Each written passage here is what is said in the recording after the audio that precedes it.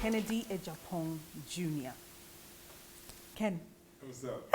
How you doing? I'm good. How are you? All is well. Can't complain. Good. So I want to talk about how you've transitioned from the USA back to Ghana and what you feel like the challenges have been. What's different about how you were in the USA and how things are now? Okay. Go on. Coming back, well, I've never lived in Ghana, so I was born in the U.S., raised. I used to come to Ghana all the time, and whatnot. But my dad kept telling me, "You have to come to Ghana. You have to come work for him." Nah, I'm not gonna do that. I kept telling him, "No, I'm not coming. I'm not coming." So it was just in 2011 when I came here, and I'm like, "Oh, it's actually not that bad." Like, even though it's like I call it organized chaos because everybody knows what's going on, but it's just chaotic. Yeah. So I'm like, let me go back. So I went back, finished undergrad, went to grad school. So then What did you study? Business Okay. management, human resources, Okay. minor in communication. Okay. So like after grad school in May, I graduated in May 2014. Then I came to Ghana. Then I went back again. Okay. I'm like, you know what? Come and put everything in my car. Then I moved to Ghana and I started working for my dad or the family business and whatnot. Then I started 2 years after that. I started doing my own thing as well, too, but still working for them. But it's been a great. But how was it like working with your dad? Obviously, your dad is an honourable MP, and he's got a lot of spotlight on him. How was that working with your dad? I think it's cool, but like before, until like 2 years ago, nobody actually knew me. So like, just doing my own thing. But now like people know me more and whatnot. But it's cool. Like work is work, and when we go home, home is separate things. So like we don't mix that up and whatnot. So I get blasted at the office sometimes. So it's, you don't meet your targets and stuff. So really. So it's not like, oh, he babies you when you're done. But the interesting thing is like I'm one of the directors, but I didn't start like straight from direct. I actually started from security. Really? The only thing I haven't done in the company is clean, but everything. Front desk, client service, reception, like gradually. It wasn't like, oh, this is my son, take the post. No. Really? He made you go through the process? Like all my siblings, like everybody will come like for Christmas or summertime. Everybody has to work in the company. Like, wow. Gradually. So it's not like, oh, this is my son, take everything. Hell no. Really? Hell no. He made you go through security. Security, front desk work at night, so much mosquitoes.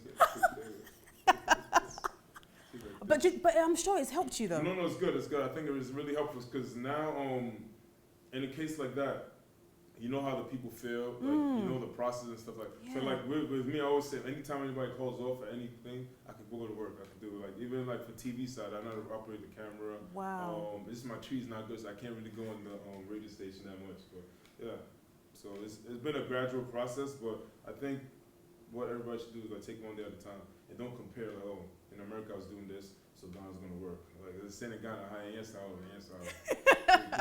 you can't try to enforce things on people. No. So do you think that, you know, coming to Ghana, you've seen a new perspective of Ghana? Because before you used to come back and forth, and then you didn't really know until you proper settled. Yeah. No, 100%. Because before I used to come 6 weeks, 2 months, between 6 weeks and 2 months. Go, but that time was like you really not doing anything because the driver will take you here, go here, here. When I started working, first 2 days, the driver took me. After that, I used to take truck. Wow. Straight up, like find your own way. Wow. Leave you in the truck, like. Really? But I think that makes you more humble, and then like you know what to do. Like the worst part, like up to now, where I always feel bad when it rains. Really? Like somebody's like walking, because I used to live in Tamil. I used to walk all the way coming 12 to this thing, and it's raining and you get wet. Wow. My dad didn't care. Well, he was like, you just got to go through the process. Yeah, like how other people do it. So I think it's good. But yeah. Yeah. And how did Afrocella? You guys started in 2014. We started planning in 2015, but the first one was 2017. 2017. So there's 5 of you? Yes, 5 of us, yes. 5 guys? Yes. You came together, Ghanaians? 100% Ghanaians. And you are able to do these events together? Yes. Without, money issue, you're proper together as one? Yeah, 100%. Even now it's like 7 of us because we have, Alvin and Kwame. Yes. They're like our big brothers because like, they know push. Yeah. But, like they more behind the scene, but it's like us 5, but like technically like 7 of us. Okay. Because they don't want to push, no, do this way, don't like guiding us. Yeah. Because they've been in the industry for a very long time. So how was the first event that you did? First Afrocella 4,727 people. Wow. Polo Club in 2017. It was good because we thought the venue was small, so people were still trying to come in, and then two of our partners was like, oh no, stop, no more. And I was like, let them come. It's like no, but when we looked at the pictures, we could actually have more people in there. But I think it was good in a way because we don't want to make it in a situation, oh, we just come to take people's money, like so everybody squished like SARKODIE and whatnot. So yeah. And then 2018. 2018 we had 12,000 people. 12,000. We moved to El Sports Stadium. Yeah. I want to find out from you because I've had several conversations with you, and I know the challenges that you've been facing putting on these events. Do you think as Ghanaians we support each other and support Ghanaian brands? No, we don't. Because it's a mentality, which is sad. Because like with us, like other people, like recently, like 2-3 years ago, released like a calendar of other people's event, and then people were hitting us up. Why are you promoting other people's event? I'm like, what? What does that have to do with anything? Like, it's something like we should help each other. But I don't know. It's just maybe it's a mentality. Maybe gradually it will change, but we don't, because like one of our guys, people would tell them like, oh, they don't come to the event because if they spend money at our event, he's going to use that money to get girls. I'm like, nah, what is that? What? Quick thinking, like it doesn't even make sense. Like so, it's hard, but I think gradually, like step by step. Because like with me, you can't say, oh, you give me X amount, and then you're gonna start blowing it, showing off people's face. That one is not cool. So I think gradually that thing is changing in Ghana. But how do we change that? How do we, because it looks like it's something that is really affecting us as Ghanaians. We are not able to support each other like the Nigerians probably would. I think that they look like they're more together than we are. Oh, they are 100%. So how do we come over that? How do we start building? Between like us and everybody else. Like seriously, just like how like I give you a big shout out. Like you the plug. Like every time we need something, like I'm complaining and shit, oh no, Kenny, you can do it this way, or this person. So it's like gradually, like so the synergy. So if you know something, you help the next person like that. But we can't just keep everything to ourselves. Like oh, like X and this is coming to Ghana. He's like, oh, they come because of Afrochella. No. Forget Afrochella. Ghana as a whole is the bigger picture. If the people are coming here, first thing, they'll get visa. Yeah. They'll get the flights. Even though the flights, we don't get that much money off for because of all the taxes. Yeah. Then, if I'm not mistaken, for every $1 that's spent in tourism, $10 made back. Yeah. So if one thing is doing that, like there's a synergy and whatnot. So we should definitely, we need to change that. We need to help each other. It shouldn't be just like, oh, yeah. No, it shouldn't be. Should go circle around. Go circle. I think one thing that I really admire about you, and like the first time I met you, is that you don't use your dad's position to do anything, which you could. You could have. You could do a lot of stuff and just say, you know, that's my dad, kind of, and people will be like, oh, let me quickly do X, Y, Z. But you've never. It's all been through your hard work. Like you just go through the process. Yeah, I do. Like I'll give you an example. Like when I first moved to Ghana, I wanted to get a license. When I first came, like a year I had a driver. I'm like, let me just start driving. I needed a license, and I went to DVLA at 37. I just had to do, because if you have an American license or any other one, you just do a transfer, but you need like the driver records from the country and everything. So I went there, and then the guy was like, oh, this is it. You could either go, you could pay me 800 cities, and then I'll get it done for you. I'm like, no, I'm not interested. It took me 2 days. I kept going to 8 hours, whatever. But I'm like, but it doesn't make sense because that 800 or something, he was pocketing it in it. Yeah, so I'm like, I don't believe in that, at least. And then when I went through the whole process, even though it took me 2 days, waste of time, because it could have been done faster. Yeah. It was only, I think, 146 cities. Wow. So it's not even about the money that's being saved, but at least you did the right thing. And then even with my dad, it's the worst thing to ever, if you use it. I remember when I first came to Ghana, 2014, I was leaving, and I didn't know the visa when they stamp it is the amount of days they write it. It doesn't matter if you have 5 years, 3 years. Yeah. So the flight is about to leave, and they call him, Kenneth Agyapong, real home thing. They call him, and immigration was like, no. So that's when I tried to use my dad. I said, oh, I remember Kenneth Agyapong is my dad. So then I called him. Yeah. And then I was talking to him, he's like, okay. Then he's like, I'm in the immigration office, and I spoke to him, and then yes sir. Then he gave me the phone back, and then my dad told me, put it on speaker, so I put it on speaker, and said, officer, penalties be out, what you be, I'm not charging them. Oh my goodness. My dad said that. Because he told me put it on speaker. Because he already told the immigration officer. Yes. He said penalties be out, or breaking the laws be out, I'm not charging the penalties. $500. You paid. I had to pay. You've got no choice. I had to pay. Because even he instructed, oh yeah. Because there's no American need, or America go to me, yes sir. I'll say Ghana, yes sir, America. I'll never forget it. Wow. Yeah. Principles. Yeah, so, like, but with him, I don't, just recently, like I'm saying, like, people know it's my dad, but. You always do your own thing, and I applaud you for that, because a lot of people that would be in your position would be calling their dad, saying, look, can you do this, can you do that? But you are just like, you're a role model for that, honestly. And it inspires me. You're so humble. Just like everything about you, like, that's why I like you so much, Kenny, honestly. And I applaud your dad for that, actually, for sticking his ground and being like, actually, no, you've got to do the right thing. And I think he's somebody that's he's always saying that in his, in all his radio interviews that you see him do. He's a principled man. Is he very strict? He's very strict. Really? Yeah, very strict. That's it, no beer, that's it. Wow. Like, he always get on me about the beer. You gotta cut it. So what was the whole concept with Afrocella? Why, where did the name come from? Where did the idea come from? And why did you want to start it in Ghana? Okay, so Afrocella was actually my partner's idea, Abdul. Because I came to Ghana in 2014, and then he came as well for Christmas. So it was like during Christmas time, we just went on the dates in the evening. Go here, all different clubs, party. Daytime, we sleep. That's it. Yeah. The next night, do the same thing over again. Same thing, like for 2 weeks. So then, we was literally at my house on the table, and we had other friends as well too. He was like, we should do a festival. Something, and they're like, with me, any idea? I'm like, yes, let's do it. Everybody was like, it's not going to work in Ghana, it's not going to work in Ghana. All of them. There was 10 of us at the table. Everybody was like, it's not going to work, it's not going to work. So I'm like, yo, I'll do it, let's do it, we can do it, don't worry, we can do it. Yeah. So then everybody left, and then I remember in February 2017, because this was like 2015. Yeah.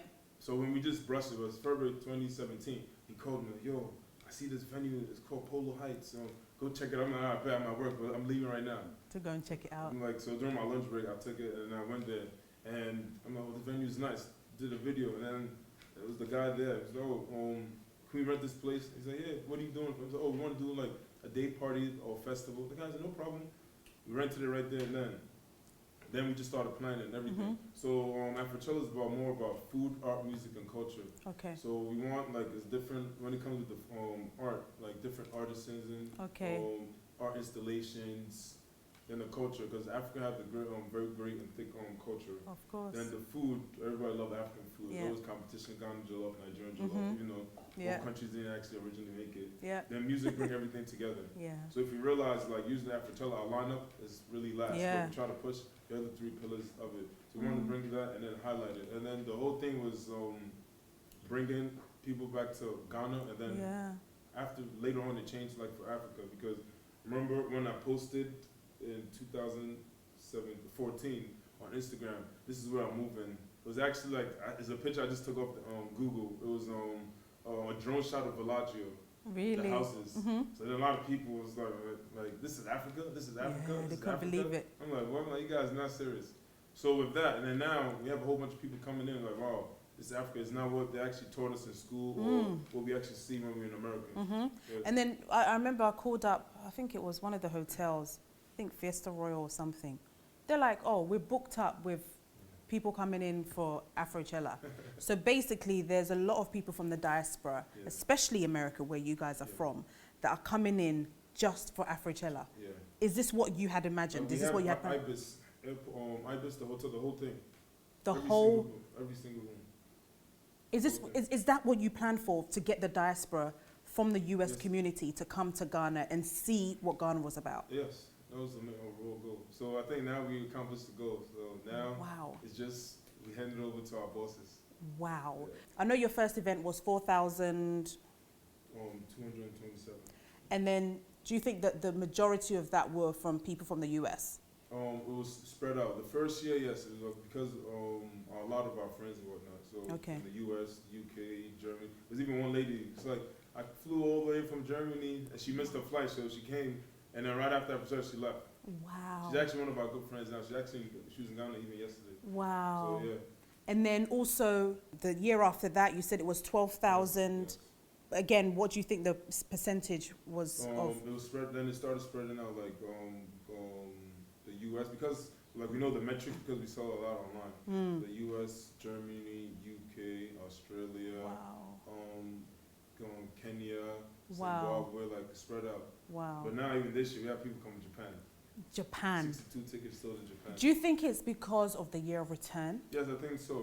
That's what I'm saying. We can't take all the credit. I think the year of return this year like boosted everything. Like the hotels, us, restaurants, everybody. I think everybody's gonna make money this year. Everyone's gonna make money.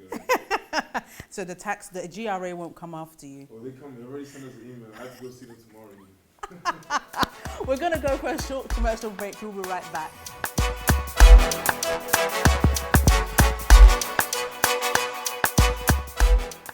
Guba Card welcomes you to the land of gold, Ghana.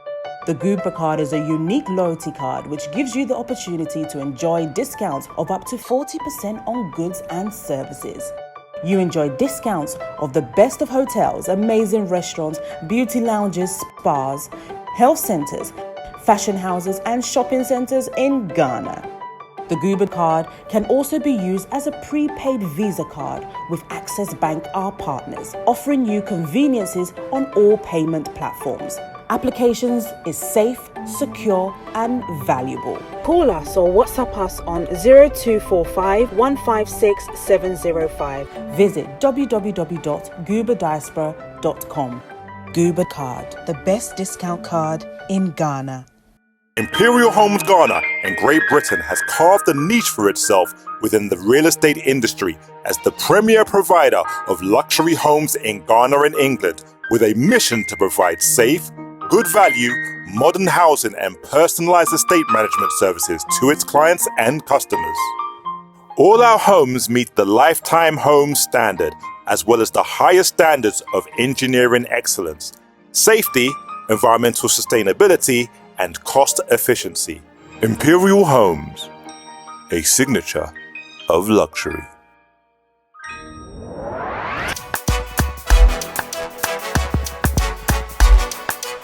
I'm still joined by Kenneth Agyapong Jr., aka Kennedy AGY. Kenny, right, so let's delve into about the move, okay, the transition. Do you have any regrets?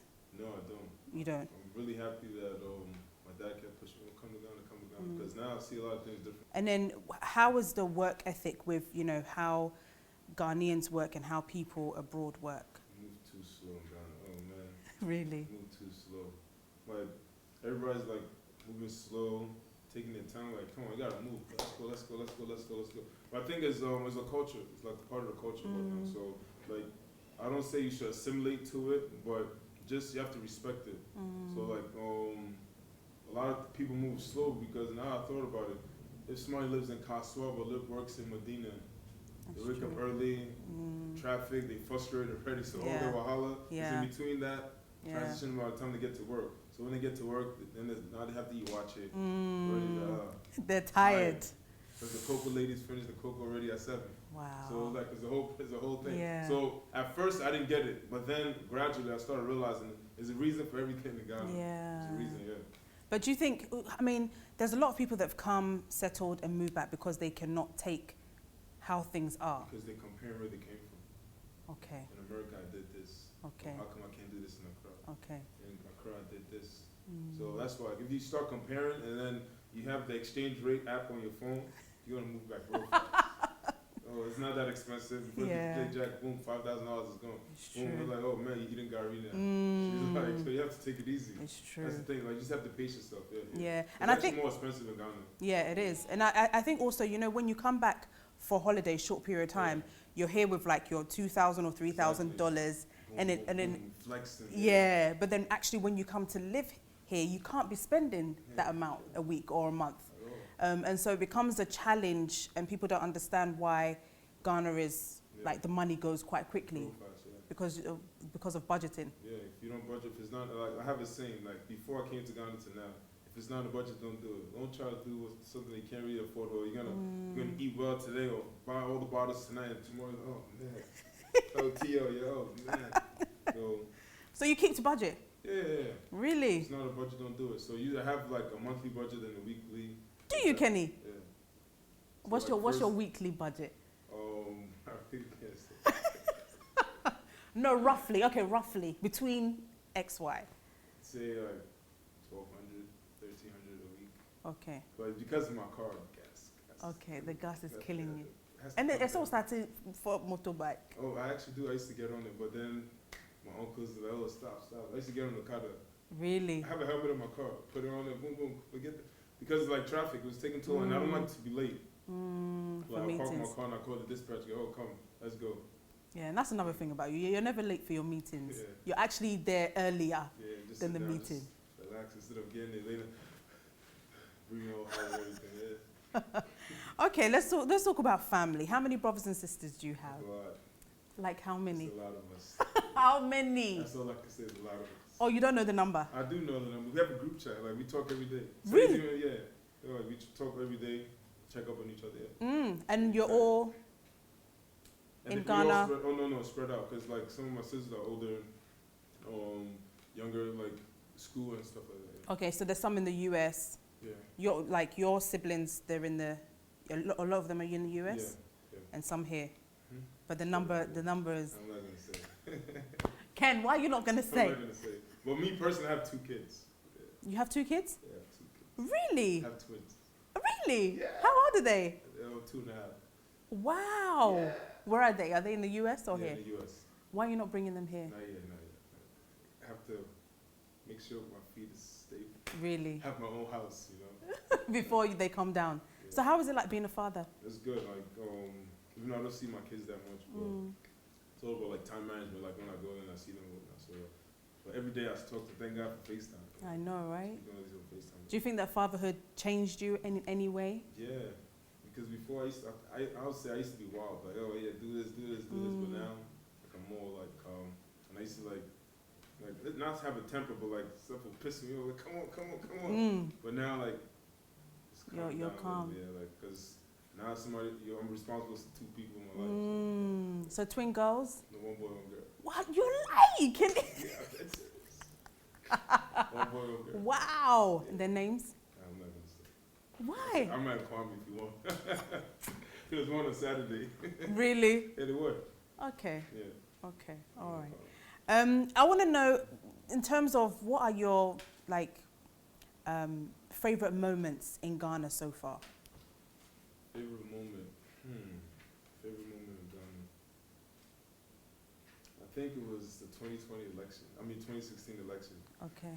The reason why I'm saying that because with my job I was covering, so it was like running around, go here, stuff like that. It was cool because that was my first time being here for an election. Wow. So everybody, oh, it's not safe. You have to go. But actually, it wasn't. Like it was calm and peaceful. Yeah. And then your most worst moment in Ghana? It was when some bloggers was like, oh, can you just $1 million, millionaire son, whatever. I'm like, where did you get this from? Yeah.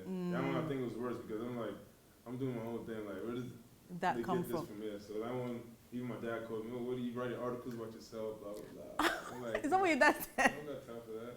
So that was like, it was bad. It's like a year and a half ago. Really? But like I'm saying before, like nobody knew me until I was in the show with him.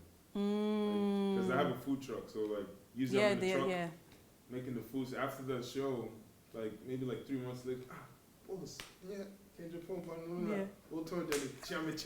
Oh, this fellow.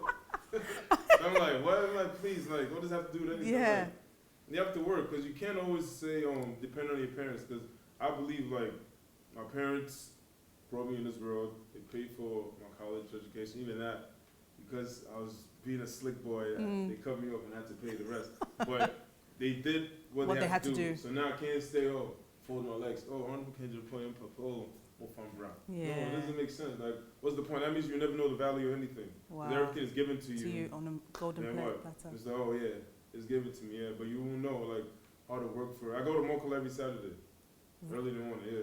To do your shopping. Yeah, go in there, talk to the ladies. Go, oh, you've been here, wait this week, and then I send them over money, buy fabric because I have a clothing line too. Buy the fabric. Yeah, but Wow. it doesn't make sense. Like just sit there, and be comfortable. No, Wow.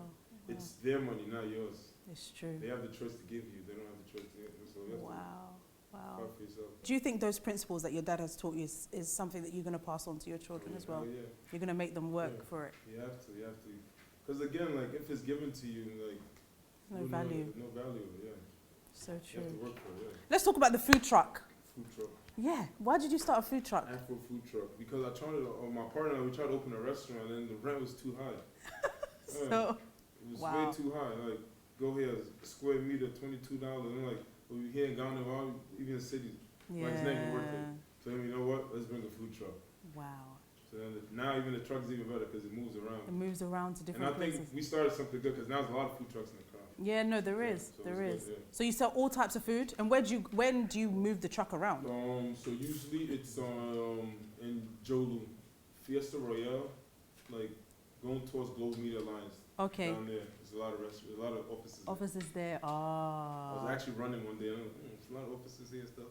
Wow. So the truck is there. And then Friday nights is on Oxford Street. Okay. 'Cause Oxford Street is Yeah, busy. busy. Mm-hmm. Then it goes to Twist at night. Really? Yeah. Wow. So do you think that's good business? Is it bringing a lot of income? Yeah, it's not bad. Yeah. It's not bad, yeah. Like, And then- I like the one city money. One city. It adds up. And then the clothing line. Yes, Kevin. Wow. Kevin. So that one we do like this is Kevin too. I actually picked the fabric myself. So you go to Mokola, you pick your fabrics yourself, Yeah. and then who makes I have a couple of tailors. I have 21 tailors. 21 tailors. Yeah. Wow. So you have a factory? Yeah. Where? Down somewhere. Wow. And so where do you sell the products, or do people just come and? It's funny because that's one thing we need to work on, like coming for next year, like more social media. But literally, like if somebody see me wearing it, I want to order. Yeah, and then Word of you. mouth and stuff, and then a lot of people outside as well, like outside the country. So do you sell online? No, So just it's like if somebody will hit me up, just I'm telling you, it's a Really? very bad business model I'm using, but it's working. Wow. It's like, oh, this looks good. I think you should make one for my husband. No problem. Let me get the measurement tape. I'll pencil you right there and there. So you measure you. Yeah, I can do it. Yeah. Really? Take the measurements quick. Write You're it down. done. Give me, like, how long do you want it? Oh, maybe in a week or two. No problem. Give it to you. That's it. I don't do it in a way like when they start calling, oh, Pacho there. Yeah, buy. Yeah. You have to still be professional with it. Wow. How do you find entrepreneurship? Because it looks like you're doing like 2, 3, 4 things Yeah. to make things work. Yeah. And it looks like you're not cutting corners. You are making sure that things work. A lot of entrepreneurs now kind of want things quite quickly. What would be your advice to them? Just have to have patience, but then I don't blame them as well too, because I remember the food truck last Christmas. Oh man, one night they made a killing. I'm like, man, this Christmas is gonna be great. Mm-hmm. Next day, oh boss, me already, oh man, Wow. we miss you, like all excuses. My goodness. So that one is hard, like it's hard. So so that's what makes it very frustrating, like here and stuff like that. But I think you just can't take it personal. Like I remember Dr. Williams said something on radio, like when he first came to Ghana, he had heart doing business, but you say you can't do that in Ghana. You can't have heart. Like you just gotta like, okay, this is what you want. This is what you want. Like don't try to shift it. If that's the agenda you want to set, just go for it. Just don't try to shift this. No, it won't work. So I think that's the same thing with me with what I do. Like the tailors, I'm always firing people like get out. Wow. But I can't say because they frustrated me, I You're can't gonna- deliver a client's outfit. No, it won't work. So you've got 21 tailors. So when did you start? 2 years ago, I actually used to have a clothing line in America. Really? Yeah, but it was more like urban wear. So when I Okay. came to Ghana, I just stopped. But then when I started in the Capitans, everybody, this is nice. I'm like, Yeah. oh, really? And one of my friends, KB, said, yo, Kenny, you should do it. I'm like, all right, bro. If you say so, boom. I started doing it. And then you started it. Yeah. So you started it 2 years ago. Now that 2 years, how often do you think that you've changed staff over that time? At least 12 times. Really? Like one time they wanted to do an Aluta, like, oh, pay us more. Mind you, they get free house and everything. They get paid by the outfit. Or they Wow. want more money. Now they want breakfast, lunch, dinner. Everybody get out. Close shop. That's it. Man, I don't have time. Close. Everybody out. Oh, boss. Oh. I want to hear it now. Go. Simple as that. Clear it out. Start all over. Do that with a food truck. Same thing. Really? I'll clear it out real quick. I'm not letting nobody frustrate. Like out. Really? Let's go. But why do you think some Ghanaians are like that? What is it that's making? Everybody wants to be a boss right now. Everybody wants to be the boss. Yeah. And then like. I think people have the mentality of, be to miss me, everything that's possible to take from it. Like with the food truck, everybody's like, how come a lot of my friends that have restaurants, oh man, I have a lot of problems. Like, I have cameras in the truck, I'm sitting there watching you. Wow. But why do you need somebody have to be a watchdog? Yeah. It's just the way it is. Gradually, it will change, but for now, that's what you have to do. You have to do what you have to do. If you want to make it, you have to try something. Wow. And do you train your staff? Oh yes. Before, even actually tomorrow, we have training for like Christmas. Really? Only like 30 people. Wow. And how many, in terms of clothing, how many are you churning out each week? Oh, like 75. Really? Yeah. I'm not telling you how much I charge. I want to know. GRA's watching. No, for an outfit. No, for an outfit, how much would it go for? Like a kaftan? Oh, like 4 to 500 cities. 4 to 500. And what you're wearing? Well, this one is like 300. 300. It's not that expensive. So it's you've not got about the money, it's about the people. Hey, and the quality. Exactly. Are you using quality? So all the stuff you source from here? Yeah, everything, yeah. I don't know if the materials actually made from it here, but everything, yeah. You source from here. Yeah. Wow. I don't know how to draw, but like if I see something in my head and I just toss them, catch it this way, erase it this way. And then they do that for you. Yeah. Wow. And then what else are you doing? That's about it. Are you sure? Yeah, that's about it. Kenny, I know you. That's about it. Kenny. Oh wow. Oh, but said GRA for no better. So like you're GRA, they know I pay taxes, so it's all good. But it's just wahala. The thing that kills me the most is Afrochella. They charge us too much. Really? Yeah. Do you think that do you think our tax system is working for the way? It's not working. I always tell them. I think it's organized chaos because if you make it easy for people, they all will pay. Because if I could be wrong, but if think like 5 to 10%. I don't know the specific math, but pay taxes. Like now, we have mobile money. Make it easy. Okay, select. Okay, they bracket it. Like at one of our offices, revenue is downstairs. Every 3 months, all the taxi drivers, the truck drivers, all there in a queue, going to pay for tax. There's no need. That's not how you incite people to make the fake stickers. Make it easy for them. If they're at their house, everybody have the number. Mobile money, goes in there. But they don't want that because if they do the mobile money, the people in the office won't get the money. Wow. Yeah, so if they could fix it, and then even give us a breakdown, because fly, 20%, 17%. You don't know Educate the people. why they're paying for. Yeah, doesn't make sense. Wow. We're going to go for a short commercial break. When we come back, we're going to talk about the plans for Afrochella going global.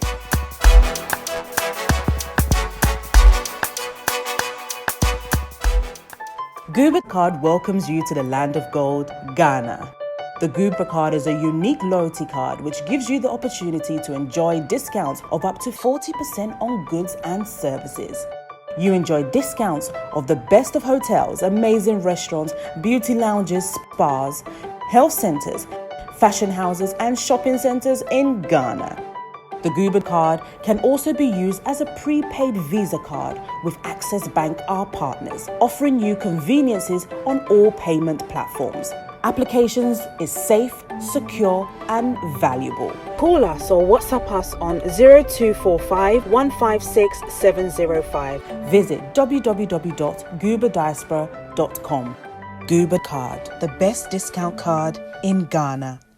Imperial Homes Ghana and Great Britain has carved a niche for itself within the real estate industry as the premier provider of luxury homes in Ghana and England, with a mission to provide safe, good value, modern housing and personalized estate management services to its clients and customers. All our homes meet the Lifetime Homes Standard, as well as the highest standards of engineering excellence, safety, environmental sustainability, and cost efficiency. Imperial Homes, a signature of luxury. Say, tapo na sende.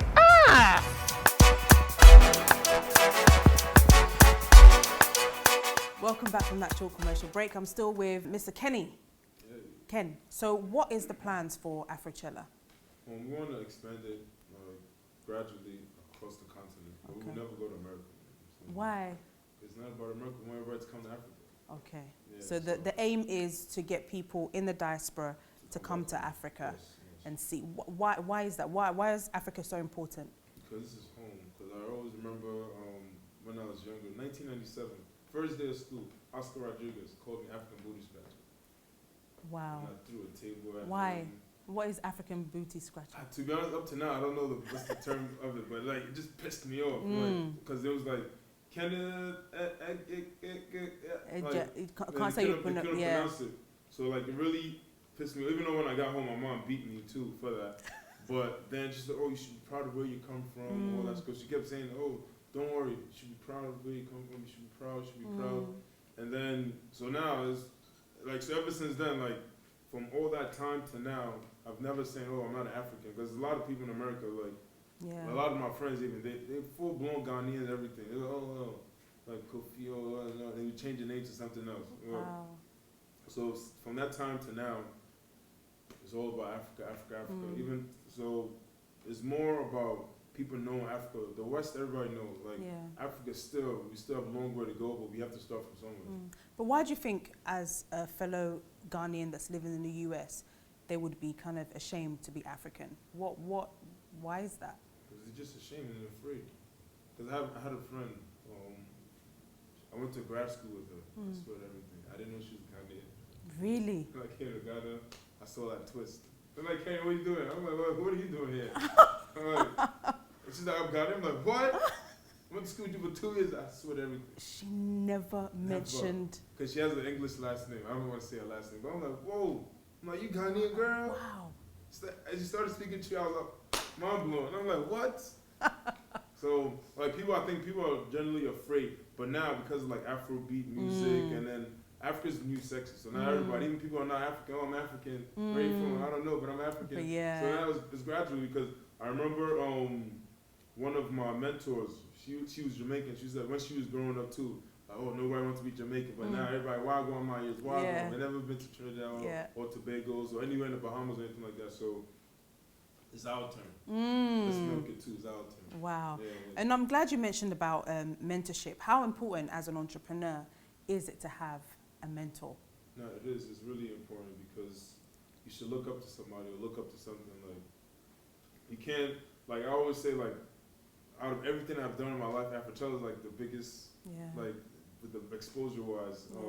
So you can't just say, oh, we did it. No, it's like people behind the scenes that people don't see. That's why, like, usually everybody, we're doing interviews and stuff, and like, I want to give credit to the people who are not there and whatnot. So I think it's very important for that. Yeah. Very, very important. And I also think that, and also going back to Africella, there's a couple of times that I've spoken to you about something. You're like, Dentaa, I need the team. Yeah. And you know, you're very kind of like, it's not just you that makes the decision, it's about the collective team. How important is it to have a good team and always going back to them for approvals and doing it together? It's very important because, like, I can make the decision, okay, we're doing this, but then what? Like, so what was the whole point of us all coming together?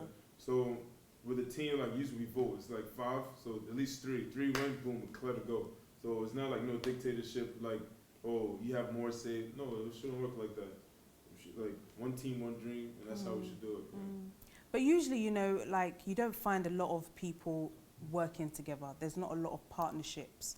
How difficult has it been, or how easy has it been to work as a team? It's all about honesty. Okay. Because, like, for Africella, but like, I oversee all the money and stuff like that. But as soon as, like, but everybody have access, like, they can watch the spreadsheets and stuff like that. But, like, something goes down, like, oh, God, okay, we have to pay this. Should we pay now or should we pay later? And then, again, everything comes to vote. But let's pay now, let's just wait.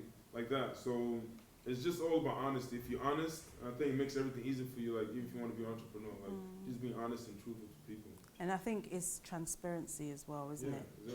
Comes into play. It's like, hey, that's it. Like, don't say, oh, yeah. It's the thing in Ghana. They know it's no, but they're going to tell, oh, yeah, Mefro. That pisses me off the most. Like, tell me now. Like, it's like, Cobra, there's no need. Like, if you can't do it, no good. Thank you. Even though I think I did that to you. Like, we won't talk about it. Yeah, but like, if it's not going to work, boom, just do it. But oh, no, China, you go to the office, you sit there, they see you through the camera, oh, Captain 700, oh, meeting, we did lunch, all this back and forth. Yeah. So. Do you think that they actually meetings? Because a lot of people are always saying... And nobody's busy in Ghana, I'm sorry, nobody's really busy. Nobody's busy. They think they're lying. Yeah, they're just trying to act like you're busy. Because like every time... I don't think I'm busy. I wake up every day at 4:30, no matter what, even if I go to the club or what, I'll be up. But people say, oh, you seem busy. No, it's just that like with me, I'm driving, so like I can't like read the messages Just until something. Maybe with that, the person is busy. But besides, I know nobody's really that busy. Maybe the president, vice president, busy. But nah. Do you think they over exaggerate the excuses yeah. not to get the work to get the work done? Oh my bread, like especially the government. Like the civil servant, I should say. Yeah. Fridays, oh, they quite a year. Mondays, they late because they came back from a year late. Right? Just excuse. We act busy, but we're not really doing it. Like I always say, we're always in a rush in Ghana, but we're always late. It's true. Where are we going? It's true. Yeah. It's true. But I still love Ghana. You still love Ghana, and you wouldn't change it for the world. Nope. You wouldn't live anywhere else in the world. No. So if you were president, what things would you change? Punctuality. Okay. We want like this. And maybe like have proper bus stations. Okay. Churchill just stop anywhere. Oh, me see. Oh, hiya. But like proper bus stations. If I was president, I'll beat a lot of people. Lashes. Come on. I'm not sure. And do you have any political ambitions? No. It's too much wahala. Like Really? everybody's stressed, is on top of you. I see it with my dad. Nah, I'm good. You don't want to. I like business. Like that's what I like doing. Politics, no, I'm not interested. Not at all. Are you sure? 100%. But you look like you're somebody that could make a change and kind of get things. things. Change, but it doesn't have to be in politics. Bring a voice, people together. It's funny because when I was in school, that was one thing I wanted to do, like bring 100 people together and let's try to change something. But it doesn't have to be like with politics. Wow. I can't say that I don't have the energy for it, but it's just like, it's just too stressful. It's too stressful, but that's where the major decisions that affect the larger community is made. Yes and no, but like I can use our company as an example. We wanted a lot of people to come to Ghana, and I think we achieved that. And then we have to do politics to do that. So. But then, with politicians, they make the rules, the regulations, the policies. Don't you think that somebody like you, where you're so like passionate about things and how you want to make a change, you being there as a young person would influence change? Nah, I'm not interested. No? Have you never thought about it? No, I haven't. Not at all. And you've seen what your dad... tell me like, oh, you should be a politician. Like, nah, I'm good. I'm good. I already do my business, my events. I'm good.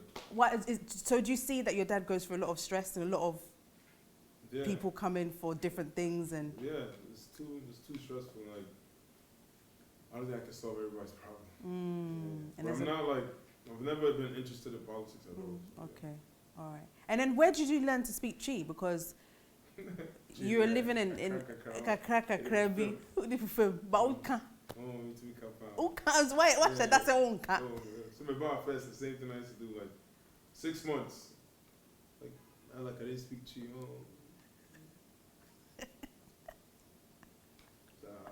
And then what did you attempt?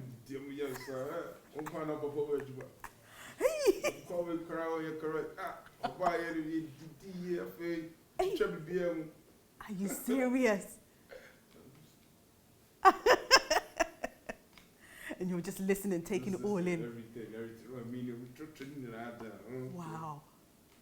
But it's good though. I think it's good when you do that at first because like you know all the loopholes. And do they find out in the end that you could speak Chi? Oh, don't do that. One day I just got upset because the whole plan was to do it for a whole year. I just got upset. Charlie, 3 minutes to court. Wow. I was like, hey, boss, what's the Chi? I offered me a book. Count. Oh my goodness. So you shook them up? Yeah. But now everybody else speaks Chi. Wow. So at home in America, your mom, dad was, speaking Chi? All of us speak Chi. And they made sure that that was... Yeah. That's the thing my dad would say. In alcohol, something like that. Wow. So you have to get a new treat. So do you think, and your daughters, are you going to make your son and the twins, are you going to make sure that they speak to you? Yeah, I'm trying out, but it's hard, but yeah, I'm trying to let them speak to you. Why are you finding it difficult? Why are you finding it hard? Why is it hard? They can understand it, but them saying it back, because They don't want to. So my mom is working with that. Yeah? And are you going to bring them back and forth to Ghana like you've been to Yeah. learn about the culture? Exactly, you have to. How important is culture to you? No, it is very important because like that's the advantage of being like pure African or like both parents from Africa, because like somebody in America is Black American because of slave trade and like the history and whatnot. They don't know like where they're actually from, but like my dad from St. Fosu, my mom is from Bompata. I know, I've been there several times, walked through the bushes and everything, you know, like you can feel it. So like you should embrace that, and then the culture is your culture. Like you can't run away from it. You can say anything. Like here when I'm speaking, everybody say I have an accent. I go to America, oh, you don't sound American. What's going on? So you see, I can't run away from it. Yeah. You can't. So do you go back to where your mum's from? Do you go to the where she's from? Yeah. Go back and visit family. Go there, see what's going on, whatnot. Yeah. So what are the plans? What are the future plans for Kenny? They got it great. Yeah, that's the vision. So I like tourism and hospitality, so that's what like I want to keep doing. Yeah. And is there, you know, do you want to build something? What is it exactly that you want to do? No, I don't want to build anything. It's like things already here. I think what we need to do in Ghana is like manage things better. Okay. And then hospitality wise. So maybe build something, maybe like a hospitality school or something. Okay, to teach people. How do you think customer service is like? Zero. Why zero? It's like you're doing a person a favor. I'm always fighting with people at the restaurant all the time. Wow. You're not talking about peace, but you know, take your food, then pet. Wow. Then pet the cook. Munjit. But customer service is 0. So maybe like having a university for hospitality, maybe? Yeah. But it's not even a university too, but it's just people need to have passion in what they're doing. Like people just want to have a job. I realized that in Ghana. And people just want to go to school. They have a certificate, but really nothing they're processing. So I'd rather hire somebody that doesn't have a certificate or a degree than somebody that has a degree, because like they go to school, what's the thing, like A, what is it called? Not the A, but upper class, there's Nothing. Okay, it's just paper. Like, what can you do? Because I like somebody that, like the food truck. I have one guy. He's like, oh, boss, like, it's slower. Yeah, my samples. Okay. So yeah, something like that. Yeah, that's cool. innovative. Like, He's thinking for you. Because I'd rather give the chicken away from free than it getting spoiled and we throw it away and then it's zero. But if you give it for free, at least one person will come back. Will come back. Yeah. Oh, next time, that one is much better. So something like that is better. The guy don't have a university degree or anything like that. Just like thinking process-wise. Yeah. So, okay, lastly, fufu or mutu? Mutu. I don't like for too much rules. So we trouble saying no. Jollof rice or fried rice? What? Jollof all the way. I love jollof rice, even though I can't cook jollof rice. Really? Every day I can even do jollof rice for breakfast. Accra or Kumasi? Accra. Kumasi is like too dull. So be a wolf. Hey, Obiebo for? Like it's no energy. Really? It's no energy. No energy. Kenny, so thank you so much for joining me on the show. I've really enjoyed your company today. Thank you so much. You're doing a great job too. We need to give you a high five for everything you're doing, man. Thank you so much. I'm sure that Afrochella is going to grow from strength to strength. We're going to see globally, not just in Ghana. We receive it. In Jesus' name. Amen. Amen. Thank you so much. Thank you, Kenny. And guys, I hope you've enjoyed the show. I will see you next week, same time, same place. God bless.